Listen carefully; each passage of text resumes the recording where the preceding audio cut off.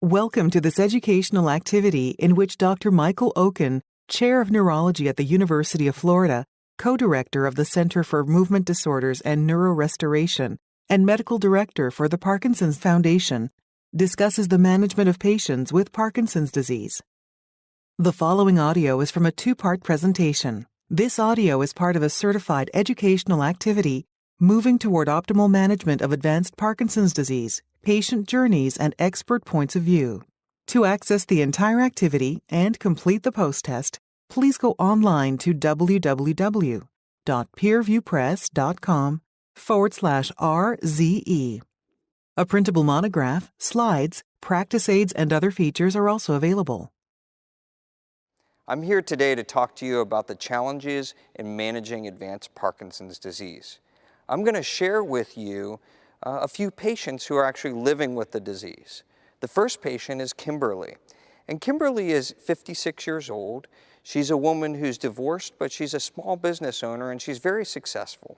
She has 3 grown children, age 33, 30, 28, and 4 active grandchildren whose ages range between 2 and 8 years. And so she has a lot going on in her life. And although she lives alone, her 2 eldest children actually live nearby and help her to maintain and grow her business. And she's trying to live a good, happy life despite having Parkinson's disease. And we're going to talk a bit about the challenges in therapy and the management strategies to try to help her to lead as normal of a life as possible.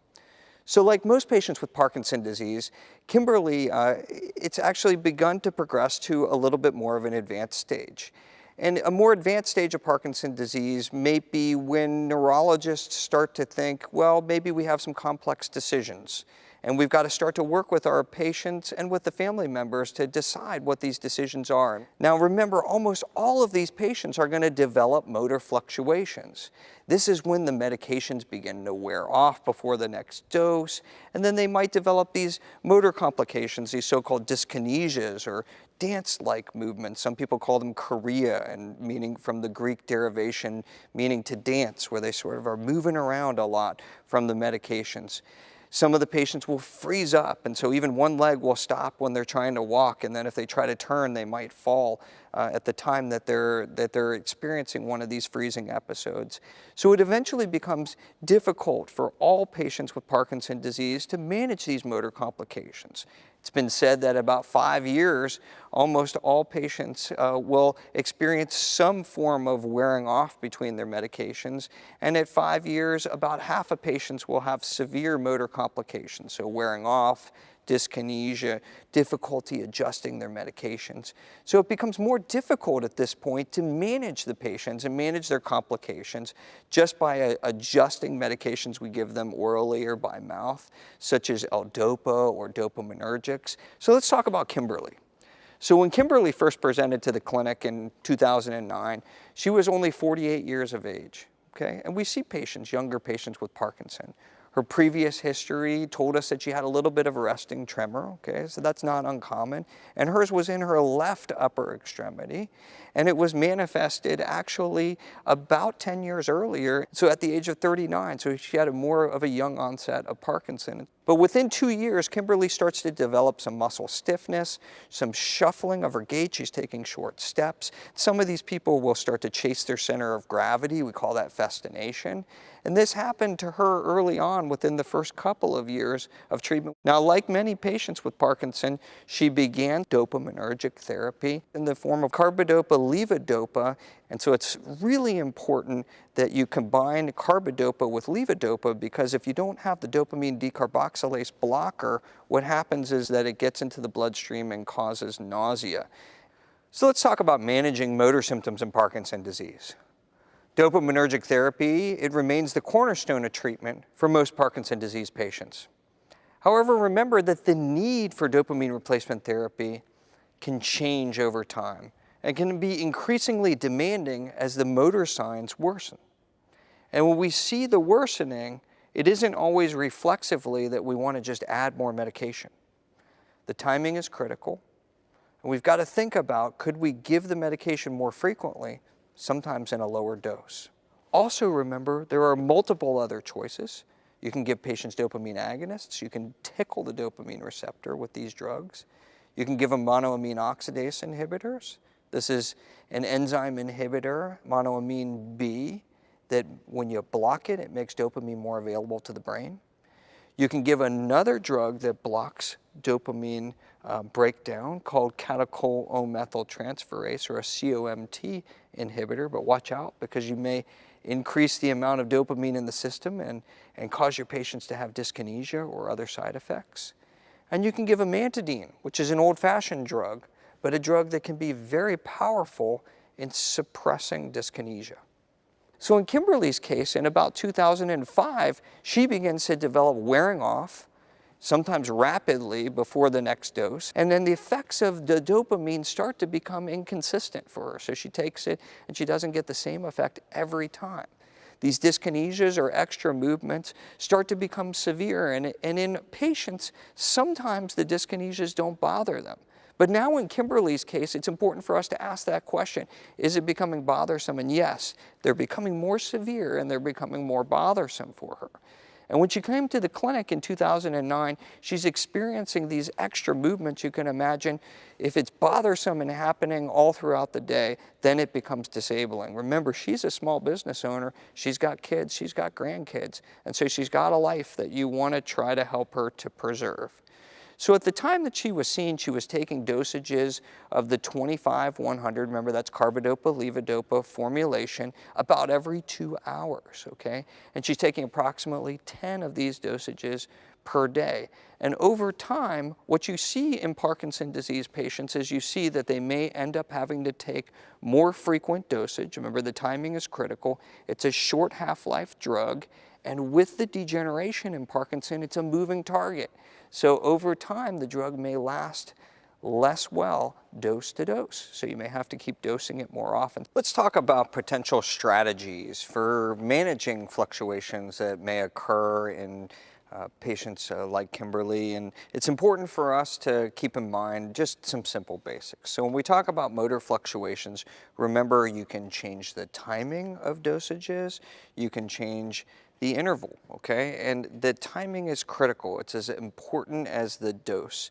Remember, you can add a catechol-O-methyltransferase inhibitor, but if you do so, it may extend the life of the dopamine, but may also lead to important side effects like dyskinesia, meaning that you might have to decrease the dose of the either Carbidopa-Levodopa or other drug, Dopaminergic, that's on board.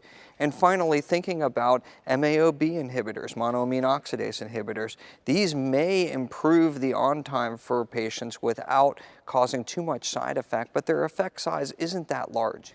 When we think about motor complications, we have to think about that sometimes we have to decrease that dopamine dose. So it's not always an increase in the dose. And sometimes we actually have to take away medication. So you might have to take away the monoamine oxidase inhibitor or take away the COMT inhibitor, especially if you're starting to see things like hallucinations or side effects that are worrisome.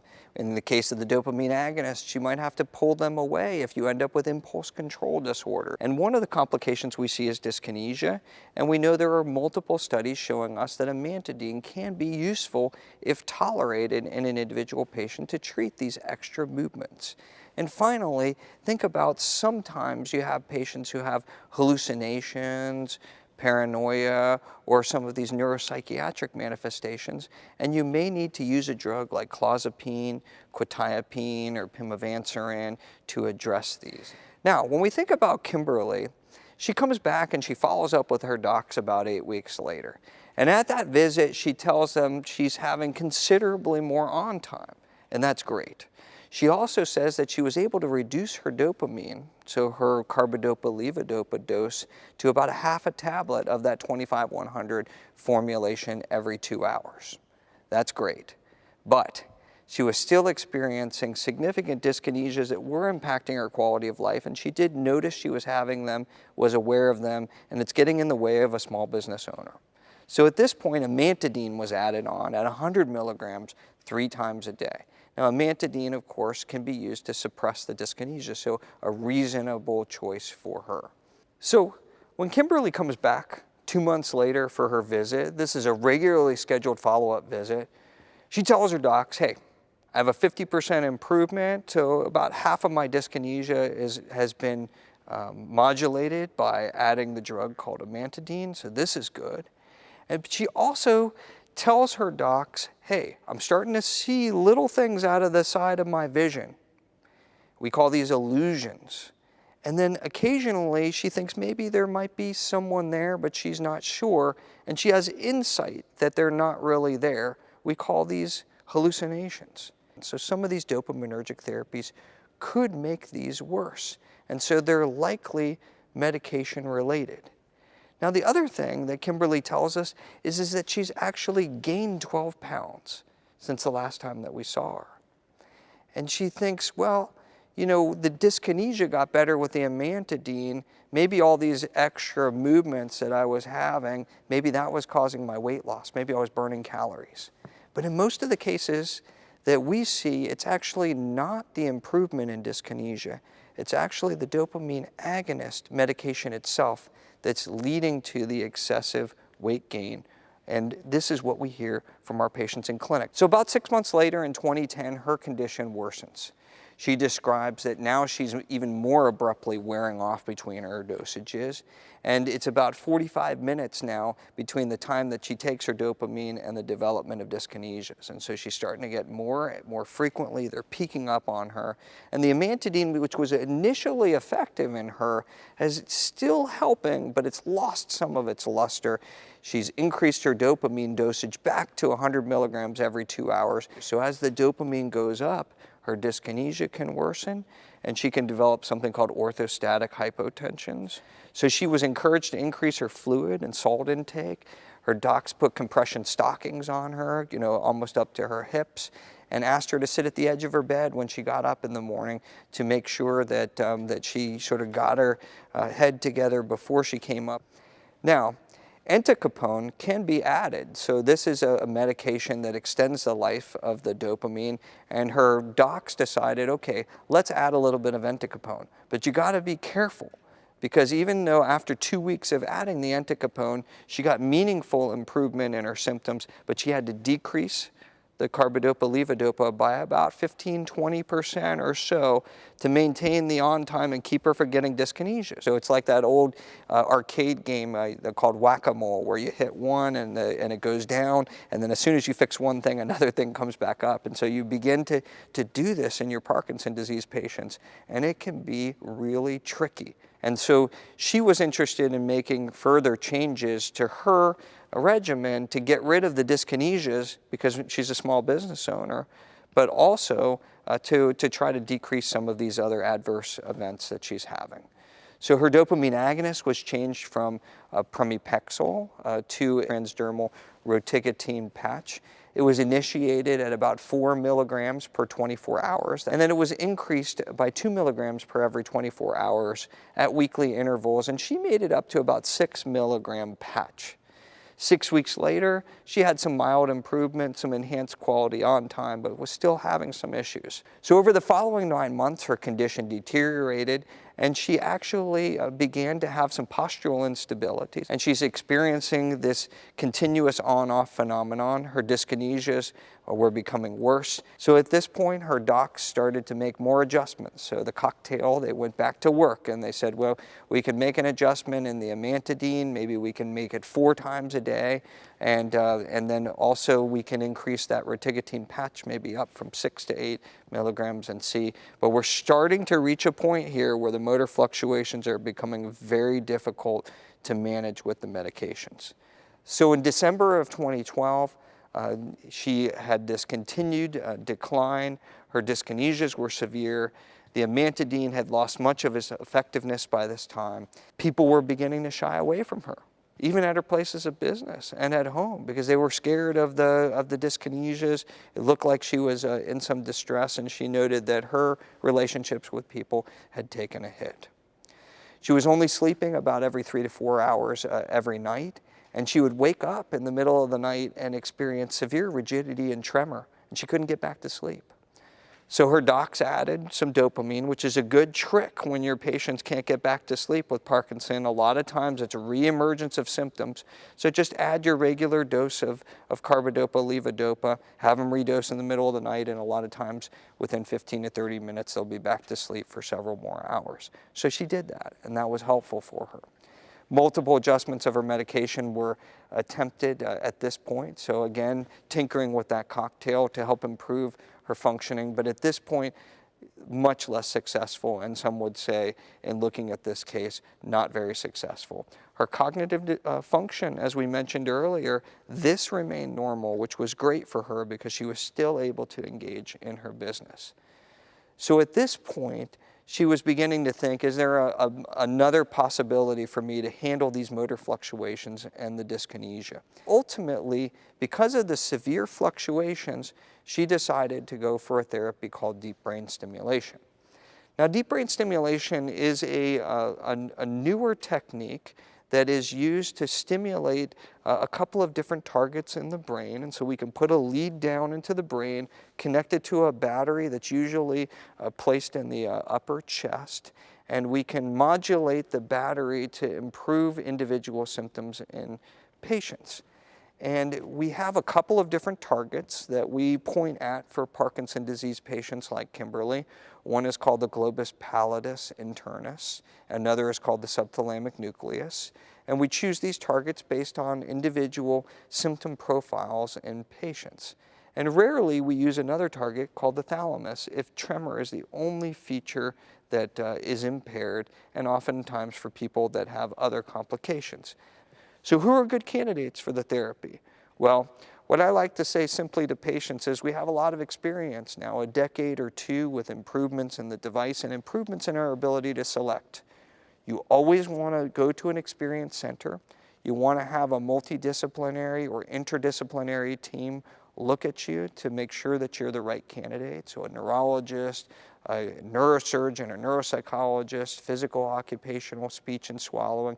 So if you pass the screening, we know that tremors, dyskinesia, and on-off fluctuations respond brilliantly to this therapy. Now we do have some of these gray zones, some people call them borderline candidates or maybe exceptional candidates that may need the device but don't pass your screening. So they may have some cognitive dysfunction, they may have some aspect of their walking, but some of these candidates will potentially be able to get the operation. And then there are patients with severe dementia, autonomic dysfunction, atypical forms of Parkinsonism, unstable psychiatric diseases, or absence of a dedicated caregiver. These patients won't do as well.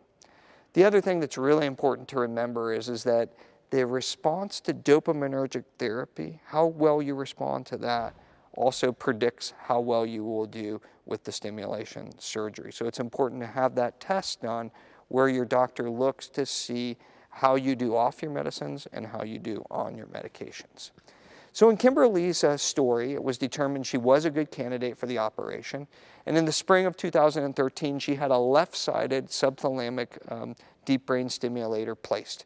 This was then followed several months later by a right-sided stimulator, and this helped her tremendously.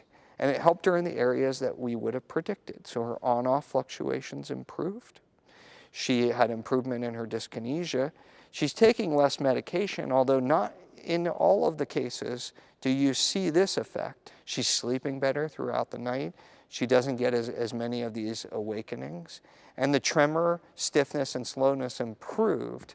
And in her case, we didn't have to worry about the walking, talking, and thinking because those weren't issues going into the operation. So in a case where somebody's then had a deep brain stimulator implanted, they're going to need long-term management. So they're going to need programming of the device and also management of the medications. But after about 6 months in most Parkinson patients, the device can be left alone, and most of the therapy is going to be what is the appropriate medication, checking the battery on the device, and maybe making slight adjustments here or there, and finally making sure they're getting the right therapies, physical, occupational, speech, and swallow.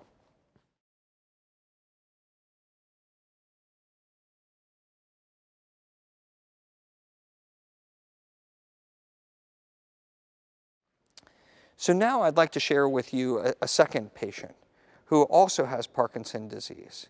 And this patient's name is Bob. Bob's 75 years old. He's retired, he's widowed, he currently lives with his 46-year-old son and his son's family. And he was diagnosed with Parkinson about 12 years ago, so in about 2005. And at the age of 63, Bob had already had a 2-year history of a resting tremor, and his is in the right upper extremity. And this worsened over time and reemerged with posture. And this is really an important point, and a point that a lot of people get confused on in Parkinson patients. So you see a resting tremor, okay? And when you ask a Parkinson patient to hold their arm up, a lot of times the tremor will go away and then it will reset. So if they're holding a newspaper in this position, and you'll mistake it for essential tremor. But that's actually called a reemergent tremor. Now, eventually, this particular tremor did impact his ability to drink, his ability to use a cup. So that has some severe implications. And he also had increased difficulty with handwriting, getting in and out of a car, dressing, and other activities of daily living. So at the time of his diagnosis, he had this slow resting tremor, about 5 hertz. He had moderate masking, or a poker face of Parkinson's disease.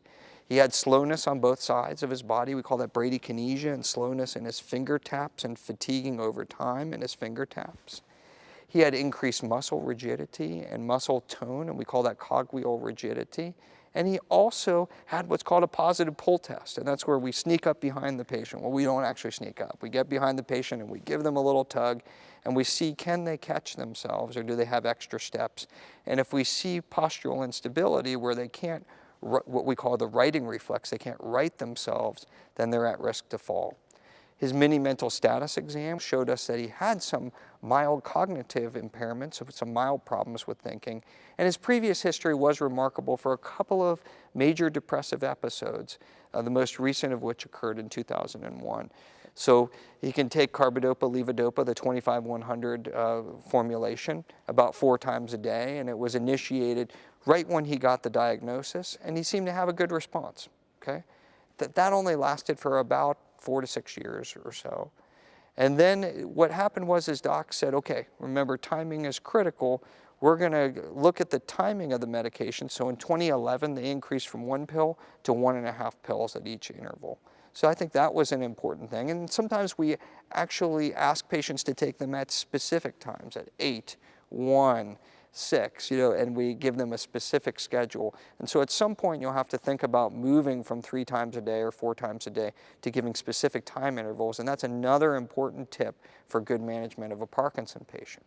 In February of 2013, the Carbidopa-Levodopa dose in him went from 1.5 to 2 pills, okay, 4 times a day. And then some ropinirole, this is a dopamine agonist, at 2 milligrams 3 times a day was added as a symptomatic sort of adjunctive therapy to see if he could get a little bit more on time. In 2014, Bob represented for follow-up, and his son brought him. This time, there were some issues.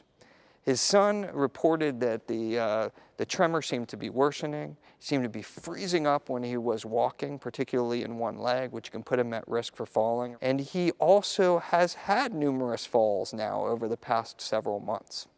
His examination showed that he actually had tremor now in both of his hands. He had a mini mental state examination which showed some worsening, so he's starting to get into some more cognitive dysfunction. And his son said that he was seeing some irritability, some frustration, and some shouting at other people around him, and some behavioral changes. And so that's worrisome when we start to think about that cognitive dysfunction. So we got to start to think about what are the potential adjunctive strategies to help address the symptoms, to help address this complex that's emerging in Bob. So when we think about symptomatic adjuncts for treatment of the motor symptoms, we have the dopamine agonists. You can think about adding an MAO-B inhibitor. You can think about giving the catechol-methyltransferase or COMT inhibitor, but watch out because that can cause dyskinesia. So in Bob, it's sort of unclear. Like, what are we going to add here that's going to help him? And he also has some of these neuropsychiatric manifestations. He's starting to fall. We want to optimize the therapies. He's not getting dyskinetic at this point. So we want to think through carefully. What are the choices? What's the evidence? What can we do? Well, what happens to Bob? Well, according to the diary that was given to his docs, and his son and wife both contributed to the diary, we know that his falls and freezing of gait continued and occurred more frequently in the early afternoon. That's an important hint because you might be able to adjust around that.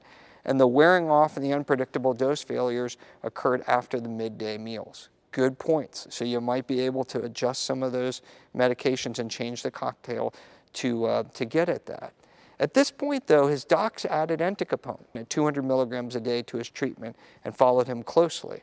And although they were able to add the entacapone to mitigate some of these motor fluctuations he was having, when he came back 6 months later, he had continued to progress and had more frequent and unpredictable on-off fluctuations and more falling.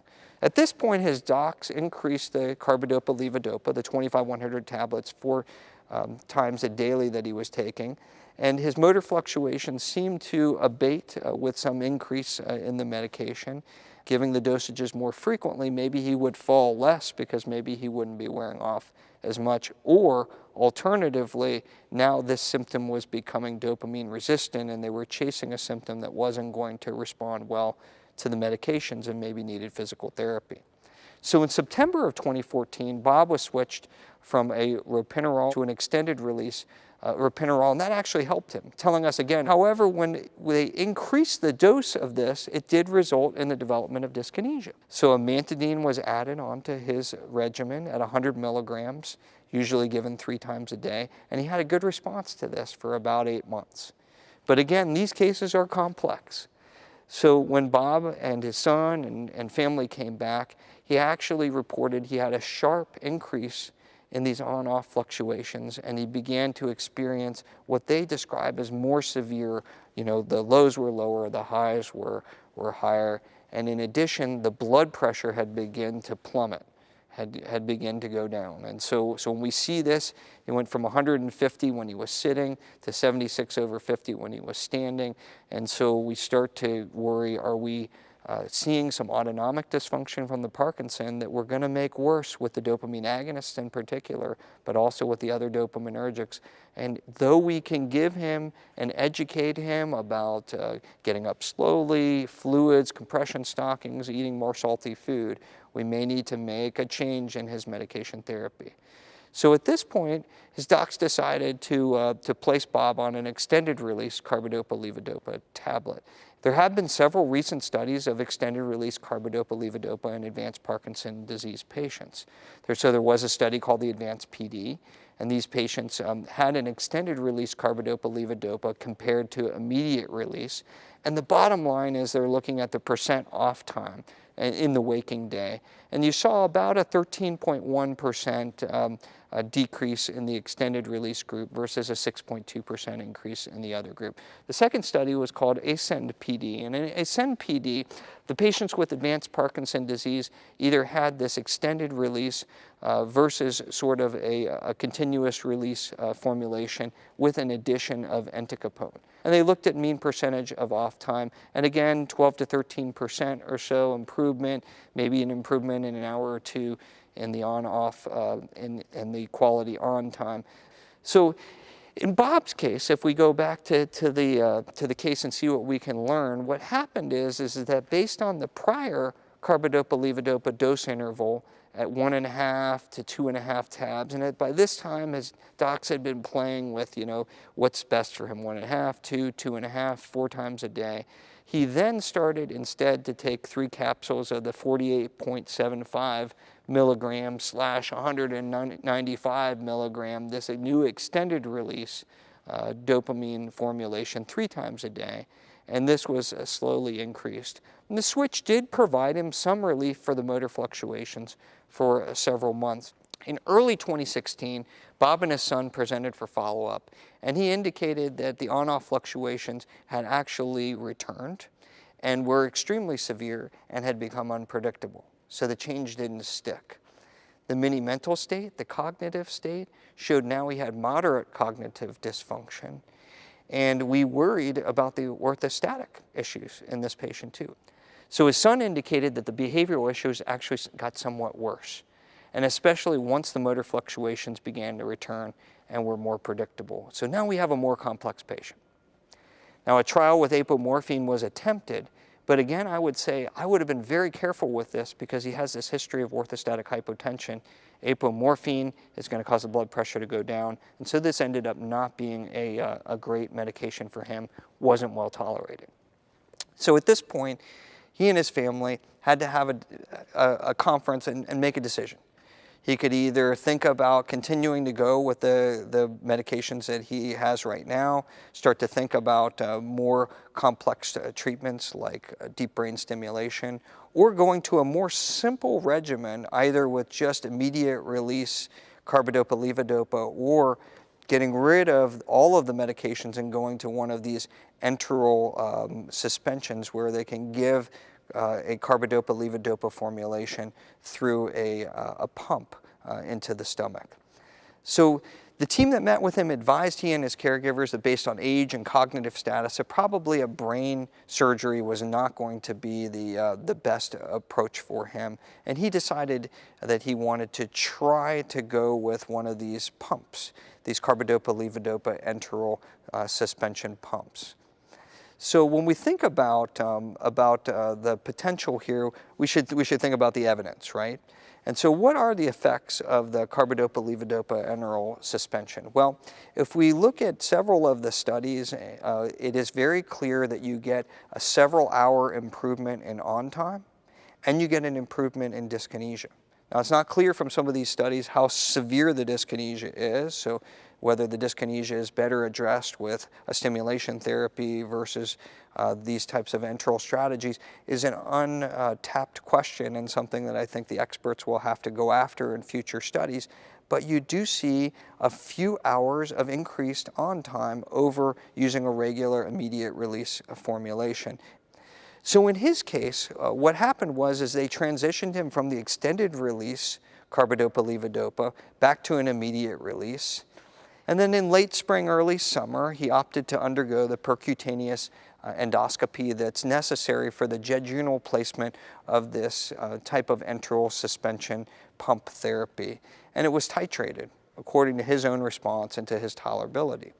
And since using this newer therapy, he has attained good control of the motor symptoms that were accompanied by a decrease in these motor fluctuations that he was having and a decrease in his dyskinesia.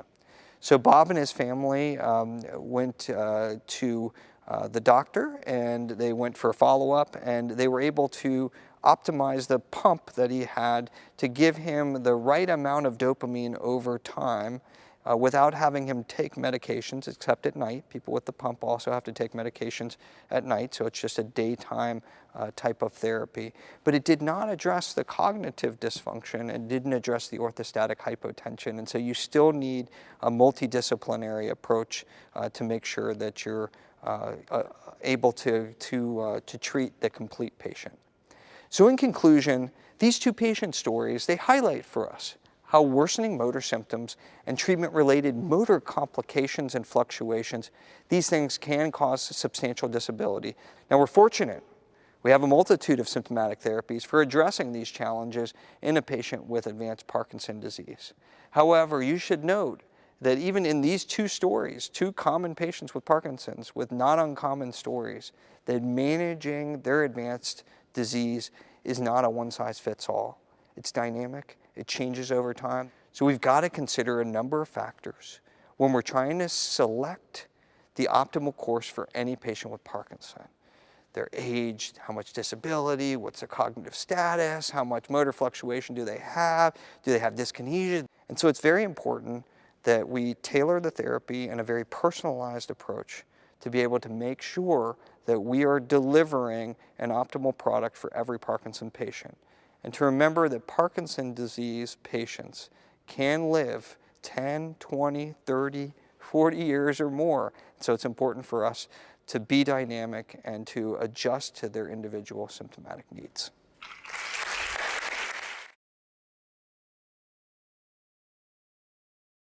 This activity has been jointly provided by Medical Learning Institute Incorporated and PVI, Peerview Institute for Medical Education.